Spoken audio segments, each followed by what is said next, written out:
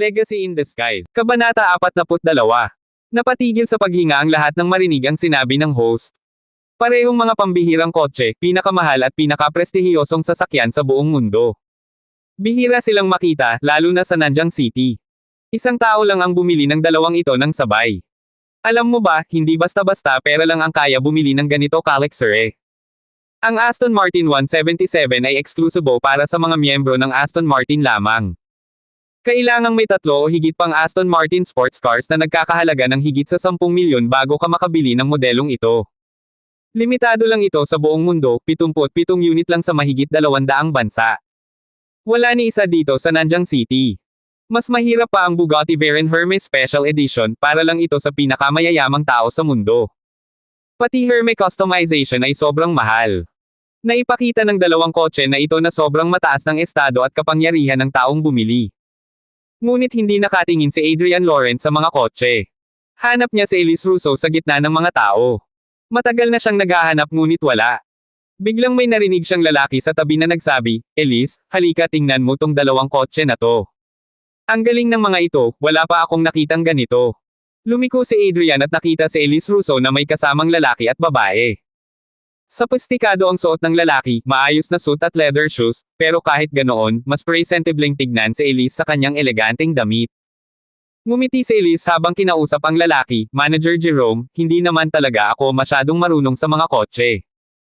Tumawa si Jerome Galland, "Ako naman, malalim ang pag-aaral sa mga kotse dahil madalas kami dito sa convention center nag-host ng mga auto show." Nakita ni Adrian na magkaibigan sila at tinawag niya pa itong manager, kaya inisip niyang malamang tungkol sa trabaho o negosyo ang usapan. Nawala ang kanyang kaba.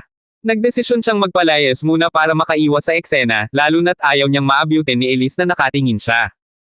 Ngunit nang bigla siyang matano ni Elise, napaisip ito at nagtanong, "Adrian, bakit nandito ka?" Hindi inasahan ni Adrian na makikita siya, kaya mabilis niyang sinabi, "Gusto ko lang makita ang mundo, mahal." "Ikaw, bakit nandito ka?" Tumanggo si Elise at hindi na ito pinagpansin. Ipinakilala niya si Jerome Galland kay Adrian, siya si Mr. Jerome Galland ng Galland family. Sila ang may-ari ng Nanjing City Convention and Exhibition Center. Dati silang kasosyo ng Russo Group, pero hindi na kami nagkakatuwang ngayon. May exhibit dito sa 2 araw, kaya tinawag nila ako para pag-usapan ang posibleng kooperasyon. Kasunod ni Jerome Galland ay isang babae na ipinaliwanag ni Elise, ito si Jana Montague, kaklase ko pa noong high school. Ngayon siya ang sekretarya ni Mr. Galland. Napatingin si Jana kay Adrian, may halong pagkagulat, at bamulong, "Elise, narinig ko sa mga kaklase natin, ang kapal ng mukha ng pinili mong asawa, ikaw pala yun." Ngumiti si Jerome na para bang nakita ang galit sa mga mata ni Adrian, pero pilit niyang itinago. Matagal na niyang kilala si Elise Russo, at alam ang tungkol kay Adrian Lawrence, pero hindi pa niya ito nakita ng personal. Nang makita niya na ito pala si Adrian, ang aninong asawa ni Elise na walang kwenta, nakatingin si Jerome kay Adrian nang may halong pagkamausisa, "Nasaan na ba ang Mr. Adrian Lawrence ngayon?" Sago ni Adrian nang walang emosyon, "Isa na akong payat na tao ngayon." Pumalit si Jana Montague na parang nang-aasar, para lang ba yan sa malambot na kanina. Muling nagningas ang pagkadismaya ni Jerome Galland. Noong kasama pa si Elise sa Russo Group, may respeto siya rito. Ngayon na nagsimula ng magnegosyo si Elise ng mag-isa, ginamit ni Jerome ang pagkakataon para magpanggap na malapit sa kanya. Tumingin siya kay Adrian at ngumiti ng mapanlate, "Adrian, kung ako sa'yo, hindi ka na sana nandito. Lahat ng nandito ngayon sa auto show ay mga kilalang tao ng Nanjing City. Pumunta ka ba dito para lang pahiyain si Elise?" Nang marinig ito, nag-iba agad ang ekspresyon ni Elise. Hindi inaasahan ang pagtrato ni Jerome kay Adrian, kaya bahagya siyang naiinis. Ngunit bago pa siya makasagot, lumamig ang titig ni Adrian at malumanay na sagot, "Ganon ba kahusay tong exhibition? Hindi sana ako pumunta kung wala akong kotse dito. Nandito ang kotse mo. Wala ka bang ID?" Tuwang-tuwa si Jana sa tabi, "Alam mo ba na ang mga luxury cars dito nagsisimula sa 1 milyon? Hindi yata kaya ng gulong ng kotse mo yan." Lalo pang nagalit si Jerome Galland at ipinagmamalaki ang sarili, "Adrian, alam ko naman na ganito talaga ang mga tipo ng manugang na tulad mo, laging umaasa lang sa asawa. Gusto mo ng magandang buhay, kaya sanay ka ng mamuhay sa gastos ni Elise, di ba?" Tumayo si Elise ng matapang at may halong lamig, "Manager Galland, hindi kailangan ni Adrian na bumili ako ng sasakyan para sa kanya. Siya ang bumili ng kotse na minamaneho ko. Napailing si Jerome, hindi niya inaasahan na kaya pala ni Adrian bumili ng kotse para kay Elise. Ngunit bumulong si Jana na halos pagtawanan si Adrian, talaga ba? Sige, bumaba ka nga sa kotse mo. Tumingin si Jana kay Elise at nagmura, ano bang klase ng kotse ang binigay ng asawa mo? Cherry QQ ba? Sagot ni Elise, 2 kotse ang binili ni Adrian, isang BMW 520 para sa akin at isang BMW 530 para kay tatay. Napakamot ulo si Jana at natawa ng mapanlate, hindi ko akalain na may pera ang asawa mo. Tumango si Jerome na halatang nagmamasid, BMW 520. Kundi yan ay sasakyan lang ng mga katulong sa bahay namin. Hindi bagay kay Elise yan. Tumingin siya kay Adrian ng malamig at sinabing, Adrian, mura lang yung BMW 520. Kung papautang ka, 100,000 lang ang paunang bayad. Pero ang mga luxury cars dito, milyon ang halaga. Kung gusto mong bumili ng magandang kotse, hindi yan dapat BMW 5 Series. Ang bagay dyan ay BMW 740. Sa auto show ngayon, nandito ang 2 pinakamamahal at pinakamahalagang luxury sports cars. Tingnan mo na ang mga mata mo ngayon. Ngumiti si Adrian na may bahid ng paghamon, itinuro ang 2 kotse sa entablado, sabi mo, hindi ko kayang bilhin to. Kaya mo ba bang bilhin ang 2 pinakamahal sa mundo? Tumawa si Jerome, sa exhibition na to, bukod sa 2 yan, kayang-kaya kong bilhin lahat ng ibang kotse. Ikaw, isang basurang katulad mo, kahit saan ka pumunta, hindi ka makakabili ni isa. Matapos insultuhan ni Jerome Gallant si Adrian Laurent, agad niyang iniukol ang tingin kay Elise Russo. Elise, aniya na may nakakalokong ngiti, malaki ang pasasalamat ko sa ating pakikipagkooperasyon. Para ipakita ang aking sinseridad, pumili ka ng kahit anong kotse rito, basta huwag lang yung 2 yun. Ipampalit sa, simpleng BMW 520 mo. Ano sa tingin mo sa Audi 8 rupees? Halos 2 milyon ang halaga, malakas, at bagay na bagay sa'yo. Matagal nang may pagnanasa si Jerome kay Elise. Ang totoo, inimbitahan niya ito sa auto show na ito para gamitin ang marangyang tanawin bilang paraan para mapalapit sa kanya. Alam ni Jana ang motibo ni Jerome, kaya agad siyang sumang-ayon. Elise, ganyan magpakita ng pagpapahalaga si Mr. Gallant. Huwag mo nang tanggihan. Ngunit mabilis na umiling si Elise. Salamat, Mr. Gallant, pero masyadong mahal. Hindi ko matatanggap yan. Napangisi si Jerome. 2 milyon lang yan. Wala yan sa akin. Kung gugustuhin mo, bibilhin ko agad para sayo. Sumingit si Adrian, malamig ang tinig. Hindi na kailangan. May mga kotse kami sa bahay. At saka, hindi ikaw ang dapat nagbibigay ng ganyan. Tumawa ng mapanlate si Jerome. Ikaw. Seryoso ka. Anong kotse ba ang tinutukoy mo? Itinuro ni Adrian ang 2 magagara, ang Aston Martin 177 at Bugatti Veyron. Yang 2 yan, hindi mo kayang bilhin. Nang itim ang mukha ni Jerome. Huwag kang mayabang. Sabi ko na, maliban sa 2 yan, kaya kong bilhin ang kahit ano rito. Ngumiti si Adrian, puno ng kumpiyansa. Sabi ko rin, kung gugustuhin ko, kaya kong ibigay sa iba ang 2 yan. Tumawa ng malakas si Jerome, parang nakarinig ng malaking kalokohan. Alam mo ba kung anong mga kotse yan? Nagmamagaling ka lang. May mga gwardyang nagbabantay dyan. Ni hindi mo nga mahahawakan, lalong hindi mabibili. Bahagyang ngumiti si Adrian. Sa tingin ko, ikaw ang hindi makakahawak dyan. Lalong nagmayabang si Jerome. Ang pamilya namin ang may-ari ng convention center na to. Wala silang magagawa kundi igalang ako. Kung gusto kong hawakan yung mga kotse, magagawa ko. Umiling lang si Adrian. Sa palagay ko, pareho lang tayo, pareho tayong hindi makakahawak. Pantay lang tayo. Matalim ang tingin ni Jerome. Ikinukumpara mo ba ang sarili mo sa akin? Tumango si Adrian. Oo. Hindi ka naniniwala. Subukan mo. Kung ganun, malamig na wika ni Jerome, ipapakita ko sayo. At naglakad siya patungo sa mga kotse. Nanlamig ang ekspresyon ni Adrian. Ang 2 kotse ay ibinigay sa kanya nina Henry Chin at Lionel Dupont, kasama ang mga gwardya mula sa isang kumpanya ng cash transport para walang ibang makalapit bago siya dumating. Kung mahawakan ni Jerome ang mga kotse, siguradong maninangil siya kay Henry at Lionel. Pero kung hindi, mas masarap panoorin ang mukha nito kapag inilabas niya ang sarili niyang susi. Dirdiretsong lumapit si Jerome sa 2 kotse, walang pakialam sa mga nakamasid. Nilapitan niya ang isa sa mga gwardya. Ako si Jerome Gallant, Deputy General Manager ng Nanjing City Convention and Exhibition Center. Gusto kong inspeksyonin ang mga kotse. Matigas ang tinig ng gwardya, isang retiradong sundalo. Hindi pwede, sir. Napatigil si Jerome, halos hindi makapaniwala. Anong ibig sabihin nito? Sa harap ng napakaraming tao, ito ay isang malaking kahihiyan. Pinilit niyang pakalmayan ang sarili. Mahilig ako sa mga kotse. Patanjin lang. Bibigyan pa kita ng magandang tip. Ngunit hindi natinag ang gwardya.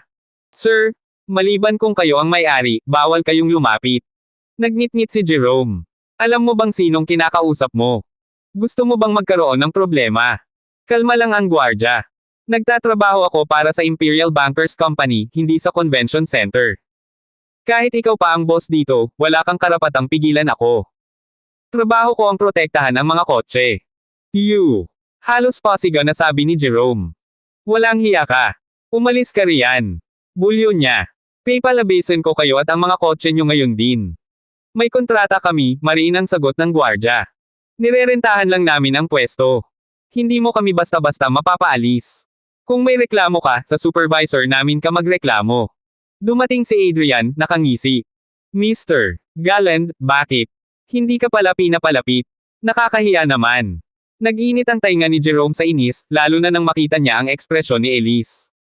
Ngunit kahit anong pilit, ayaw gumalaw ng mga gwardya. Sabat ni Jana Montague, at ikaw naman, Adrian, sa tingin mo ba papayagan ka rin ng mga yan? Isang reporter na may kamera ang bumanat kay Jerome. Kung hindi ka papayagang lumapit, tumabi ka na lang. Sagabal ka sa mga kuha namin. Sumangayon ang iba. Hindi mo ba alam na espesyal ang mga kotse na yan? Hindi basta-basta hinahawakan. Baka gusto lang niyang magpa-picture para sa social media. Sayang sa oras. Lalong dumilim ang mukha ni Jerome. Kung hindi siya makakalapit, baka pagtawanan siya tulad ng ginagawa niya kay Adrian kanina. Bumantong hininga siya at sinabi sa gwardya, bibigyan kita ng 30 segundo. Pagkatapos niyan, kung haharangin mo pa rin ako, ipapaalis ko kayo at ang mga kotse. At wala ng car show dito kailanman. Biglang may isang lalaking nakaitim na suit na mabilis na lumapit, kasunod ang ilang malalaking bodyguard na parang handa ng makipagbakbakan. Anong kaguluhan to? Sinong nanggugulo rito? Single ng lalaki. Pagkakita ni Jerome Galland, agad siyang nagtaas ng kilay, may halong pagmamataas sa tinig. Ikaw ba ang namamahala dito? Oo, mahinahong sagot ng lalaki. Ako ang executive manager, Luigi. At kayo ay? Malamig na huminga si Jerome. Jerome Galland, mula sa Convention and Exhibition Center. Walang kaba si Luigi. Mr. Galland, ano po ba ang problema? Problema. Single ni Jerome, may halong panlilibak. Inutil ang mga tauhan mo. Gusto ko lang tingnan ang mga kotse, pero ayaw akong palapitin. Anong ibig sabihin yan? Wala na ba kayong galang? Bahagyang ngumiti si Luigi, pero ang tono ay matatag. Patawad po, Mr. Galland, pero nabili na ang mga sasakyang yon. Hinihintay na lang namin ang may-ari para kunin ang mga ito. Malinaw ang patakaran, tanging ang may-ari lang ang pwedeng humawak. Sumimangot si Jerome. Ibig mong sabihin, hindi mo ako rerespetuhin. Pasensya po ulit, sagot ni Luigi. Hindi ito tungkol sa respeto sa kahit sino, kahit pa si Mr. Galland. Kahit mismong emperador ay hindi pwedeng humawak kung hindi sa kanya ang kotse. Namula sa galit si Jerome. Sa harapan ni Elise Russo siya nababastos. Fine. Single niya. Kung ganyan, hindi ko kayo kailangan dito. Lumayas kayo. Huwag naman ganyan, Mr. Galland, mariing sabi ni Luigi. May kontrata tayo at bayad na kami. Kontrata. Madiing sigaw ni Jerome. Magbabayad ako ng multa. Pero paaalisin ko kayo ngayon din. Agad na humakbang si Jana Montague para pigilan siya. Mr. Galland, 3 beses ng halaga ng kontrata ang multa. Magwawala ang chairman kapag nalaman to. Napatigil si Jerome. Mula sa gilid, napangisi si Adrian Laurent. Manager Galland, ni hindi mo kayang hawakan ang mga kotse. Ikaw pa naman ang boss ng convention center. Nakakahiya. Nagnitngit si Jerome. Sinong nagsabing hindi ko kaya? Itinulak niya palayo si Luigi at mariing nagsalita, akin to. Ako mismo ang hihipaw sa mga kotse. Huwag kang makikialam kung ayaw mong magsisi. Nang makita ni Luigi na lumalapit si Jerome sa Aston Martin 177, dali-dali siyang tumawag ng seguridad. Hindi inaasahan ni Jerome na pipigilan siya ng mga gwardya. Security ng convention center, tulungan niyo ako. Sigaw niya. Nakita ni Luigi na paparating ang mas marami pang gwardya mula sa convention center at tila mauuwi na sa gulo, kaya agad niyang tinawagan si Henry Chin. Mr. Chin?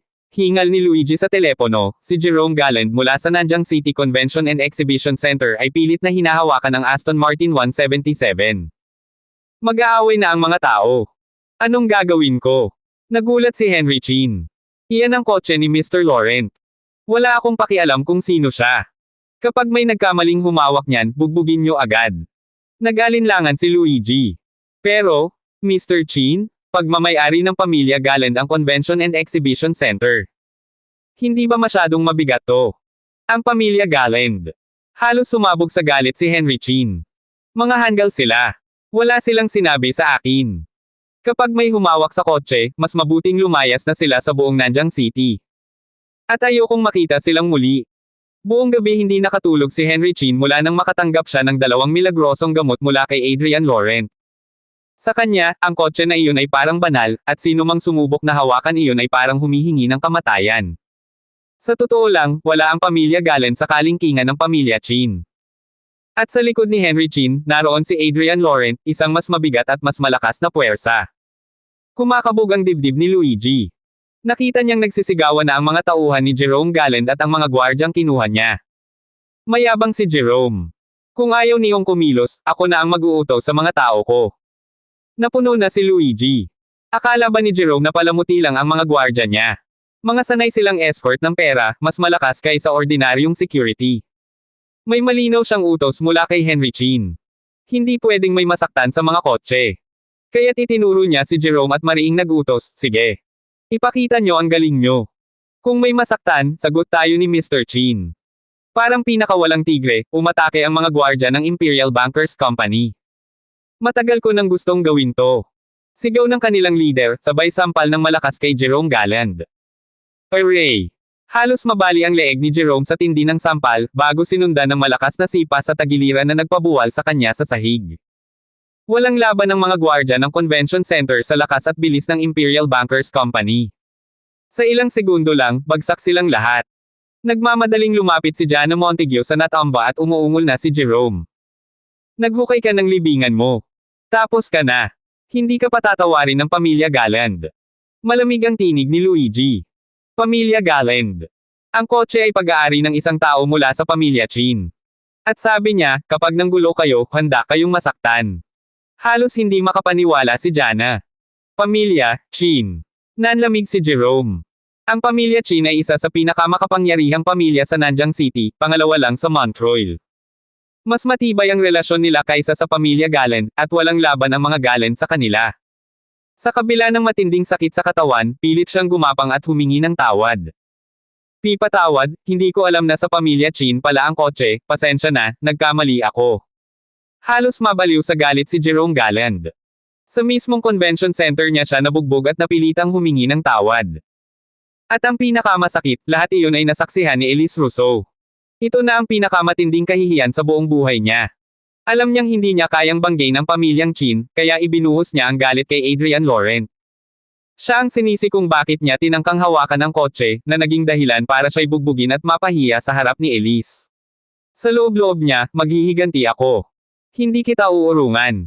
Napansin ni Luigi na mainit pa rin ang ulo ni Jerome, kaya sumigaw siya, tama na. Tigilan na to. Huminto ang mga gwardya ng Imperial Bankers Company, pero ang mga security guard ng Convention Center ay nanatiling bogbog at nakagapos. Nakatayo lang si Adrian, malamig ang tingin habang nakamasid sa mukhang talunan ni Jerome. Ngumiti siya ng may pang-aasar. Mukhang hindi mo talaga kayang hawakan ang mga kotse na yon, Mr. Galland. Nagnalit ang bagang ni Jerome. Hindi niya inasahan na pagtatawanan pa siya ni Adrian. Adrian Laurent. Pinahiya mo ako ngayong araw. Hindi kita patatawarin. Ngumisi lang si Adrian. Bakit? Mali ba ako? Lumingon siya kay Elise. Mahal ko, tama ba ako? Namula ang mukha ni Elise. Kanina pa siya nabubuwisit sa mga pang-aasar ni Jerome Galland pero hindi niya akalaing haantong sa ganito. Ang gusto lang niya ay matapos ang usapan tungkol sa negosyo, pero ngayon, lalo lang siyang nandidiri sa asal ng mga taong kaharap niya. Ikaw ang nanggulo, kaya ka nabugbog. Anong kinalaman ni Adrian dito? Tigilan mo siyang idamay. Kita ni Jerome ang pagbabago ng ekspresyon ni Elise. Lalo siyang nagngit-ngit at tumutok ng tingin kay Adrian. Magbabayad ka sa ginawa mo. Bahagyang natawa si Adrian. Anong tawag mo sa akin? Sigaw ni Jerome. Basura. Bingi ka ba? Sabak naman si Jana Montague. Adrian Laurent, ikaw na pinakamiserableng manugang na palamunin. Nakakahiya ka. Hindi nagalit si Adrian, bagkos ay ngumisi pa. Ako raw ang mahina, pero ikaw, hindi man lang nakalapit sa mga kotse at pinagtulungan ka pa. Sino ngayon ang basura? Tumawa ang mga nakapaligid. Nangunot ang noo ni Jerome. Kung magaling ka talaga, hawakan mo. Patunayan mo. Sa utak niya, kapag tinangkang hawakan ni Adrian ang kotse, siguradong pagbubuhulan siya ng mga gwardya. At kapag umatras siya, lalabas siyang duwag. Payapa lang na sumagot si Adrian. Hawakan lang. Kulang yan. Mas gusto ko, ay test drive. Umalangaw-ngaw ang malakas na halakhak ni Jerome. Test drive. Ikaw. Basura ka lang. Sige, hawakan mo lang ang door handle, aaminin kong talo ako. Sigurado si Jerome nahaharangge ng mga tauhan ni Luigi si Adrian. Pero ngumiti lang si Adrian, sabay turo sa Aston Martin 177. Mahal ko, gusto mo bang sumakay? Ay de-drive kita. Mabilis siyang hinaila ni Elise. Adrian, tama na. Hindi mo ba nakikitang galit na galit si Jerome? Pinilit tumayo ni Jerome at ngumisi ng mapanghamon. Alam mo ba kung gaano kabihira ang kotse na yan? 77 lang sa buong mundo. Kahit ang tatay ko, hindi pa nakasakay dyan. At ikaw, susubukan mong imaneho. Umangat ang isang kilay ni Adrian. Bakit hindi? Sakin naman yan. Muntik nang mapamura sa tawa si Jerome. Habang nagpapanggap ka, lalo ka lang nakakaawa. Sino ka para magmaneho ng ganyang kotse? Hindi nagpahuli si Jana. Elise, nagsisisi ka na bang pinakasalan mo ang taong walang kwenta? Napabuntong hininga si Elise. Pakiramdam niya nasisiraan na ng bait si Adrian. Pero hindi na siya pinansin ni Adrian. Sa halip, dahan-dahan niyang inilabas ang dalawang smart bracelet keys at iniabot kay Luigi. Pamilyar ka ba dito? Unay litong-lito si Luigi. Pero nang maalala niya ang tawag ni Henry Chin, napalunok siya. Posible bang itong binata ang tinutukoy na Mr. Laurent? Bigla siyang yumuko ng malalim. Malugod kitang binabati, Mr. Laurent. Kanina pa kita hinihintay. Sabay turo niya sa mga supercar. Narito na po ang mga kotse ninyo. Maaari ninyong i-drive ngayon o ipahatid sa inyong tirahan. Parang binuhusan ng malamig na tubig ang lahat. Nabigla si Jerome. Nanlaki ang mga mata ni Jana. At higit sa lahat, yung lalaking buong yabang na binastos nila kanina, ngayon ay niyayukoan ni Luigi. At ang mga supercar, kanya pala. Napatingin si Elise kay Adrian. Bigla niyang naalala ng ibigay ni Lionel Dupont sa asawa niya ang malaking villa. Sa isip niya, baka na naman ito panlilin lang gamit ang kanyang feng shui. Agad na sumingit si Jerome. Manager Luigi, nagkakamali ka. Yan si Adrian Laurent, dukang manugang ng pamilya Russo. Hindi yan si Mr. Laurent. Dagdag ni Jana. Tingnan mo naman. Mukha bang may pambili yan ng ganyang kotse? Baka peke lang yang susi. Ngumisi si Adrian, sa kamarahang inakay si Elise patungo sa Aston Martin 177. Agad namang umurong ang gwardyang kanina'y handang manita nang makita ang paggalang ni Luigi kay Adrian. Paglapit nila sa kotse, bahagyang umilo ang bracelet key. Tumunog ang beep at sabay sindi ng mga ilaw ng kotse. Dahan-dahang umangat ang scissor doors, tila ba bumubukas ang pinto ng isang trono para sa tunay na hari. Nang i-unlock ni Adrian Laurent ang Aston Martin 177 gamit ang smart bracelet, napasinghap ang lahat. Parang sabay-sabay na nagising ang mga mata ng mga tao sa paligid, totoong ang pag-aari ni Adrian Laurent ang Aston Martin 177. Natulala si Jerome Galland. Isang manugang lang daw siya, pero ganito ang kotse. Hindi niya matanggap. Maging si Jana Montague ay halos mabitawan ang hawak niyang bag. Imposible. Paano magkakaroon ng ganito ang isang lalaking umaasa lang sa asawa? Ngumiti si Adrian at marahang Ainal Alliance si Elise Russo papunta sa passenger seat. Mahal ko, Tara, subukan natin. Napakunot ang noo ni Elise. Totoo ba to? Tumanggaw si Adrian. Siyempre. Nasaka ng susi, oh. Sa tingin mo, magsisinungaling ako. Bahagya siyang yumuko at bamulong, mahal ko, hiniram ko lang kay Henry Chin. Sinabi niyang subukan ko raw. Kanina, banibiro ko lang si Jerome Galland. Sa totoo lang, hindi naman siya mahilig sa mga kotse na puro kintab at yabang. Kung hindi lang dahil sa mensahe ni Ivan na nandoon si Elise, hindi niya gugustuhing puntahan at kunin ang mga ito. Kilala niya ang ugali ng asawa, hindi ito komportable sa mga bagay na sobrang kapansin-pansin. Kaya ginawa niyang kasinungalingan ang kwento para lamang maranasan ni Elise, at pagkatapos ay ibabalik din niya kay Luigi para alagaan. Nakahinga ng maluwag si Elise. Kanina, inisip niyang baka may niloko na naman si Adrian ng mga taong may impluwensya. Ngayon, alam niyang hiram lang pala, kaya wala na siyang kaba. Pero hindi rin niya itinago ang pananibik. Kailan lang ba siya makakaupo sa isang kotse na ganito ka-engrand? Kaya agad siyang sumakay. Hindi na pinansin ni Adrian ang namumutlang si Jerome at Jana. Umupo siya sa driver's seat at pinaandar ang makina. Vroom! Umalangaw-ngaw sa buong exhibition hall ang malakas na dagindong ng makina. Hindi pa kailanman nakahawak si Elise sa manibela ng ganitong klase ng sasakyan. Ramdam niya ang pino ngunit malakas na puwersa nito habang inilabas nila ang kotse sa venue. Sa bawat segundo, pakiramdam niya ay para silang sinusundan ng lahat ng mata sa paligid. Si Jerome, halos hindi makapaniwala. Ganito lang ba kay Adrian ang isang kotse na mahigit 100 milyon ang halaga? Si Jana naman ay tila nawala ng dugo sa mukha. Kung totoo ang pag-aari ni Adrian ang mga kotse, lagot sila. Hindi maaari. Manugang lang siya ng mga Russo. Paano siya nagkakotse ng ganito? Napangiwi si Jerome. Siguradong ninakaw niya lang ang susi. Biglang nagdilim ang mukha ni Luigi. Mga hanggal. Ang lakas ng loob niyo insultuhan si Mr. Laurent. Tinalikuran niya ang dalawa at inutusan ang mga bodyguard, bugbugin sila.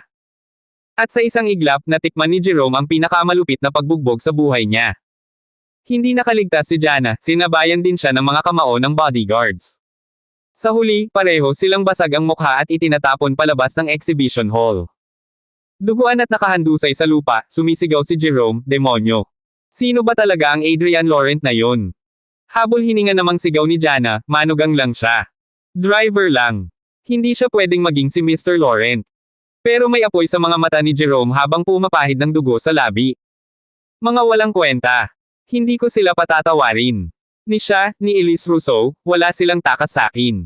Samantala, dahan-daang humarurot palabas ng convention center ang Aston Martin 177, dinudurog ang katahimikan ng kalsada at sinusundan ng mga nagkakagulong tingin. Bagamat ramdam ni Elise ang kakaibang tuwa, mabilis din itong napalitan ng pag-aalala. Adrian, ibalik na natin ang kotse. Ayokong mapahamak si Henry Chin dahil dito. Ngumiti si Adrian. Walang dapat ikabahala. Mabait si Henry. Hindi pa rin tama, mariin niyang sagot. Nasubukan na natin, ibalik na natin at umuwi. Napabuntong hininga si Adrian at tumango. Pagbalik nila sa venue, maayos niyang ipinarada ang kotse. Agad lumapit si Luigi na parang sundalong handang magbigay galang. Mr. Laurent, nasiyahan po ba kayo? Tumango si Adrian. Hanapan mo ng ligtas na garahe ang mga ito. Tatawagan kita kapag kailangan ko ulit. Agad sumaludo si Luigi. Huwag kayong mag-alala, sir. Walang makakagalaw dito. Ngumiti si Adrian at nagpaalam. Tumanggi siyang magpasabay, at sila'y umuwi. Pagdating sa bahay, napabuntong hininga si Elise. Plano ko sanang makipag-usap sa Convention and Exhibition Center at imbitahan sila sa pagbubukas ng studio bukas, pero mukhang wala na. Mahal ko, handa na ba ang studio mo? Tanong ni Adrian. Oo. Matagal ko itong pinaghandaan. Pero, nakakalungkot. Wala akong maiimbitang mga bigatin. Puro kaibigan lang, pamilya mo, at mga magulang ko. Tahimik lang si Adrian pero sa loob-loob niya, walang kilala. Hindi problema yan.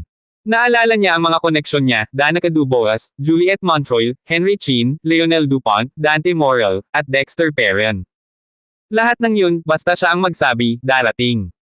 At kung darating sila bukas, sisigla ang opening ng studio ng asawa niya. Kinuha niya ang telepono at nagpadala ng mensahe sa group chat. Bukas ng umaga, magbubukas ang studio ng asawa ko. Nasa inyo na kung gusto niyong dumating, pero asahan kong nandyan kayo. Ito ang address. Abangan ang mga susunod pang kabanata ng Legacy in Disguise.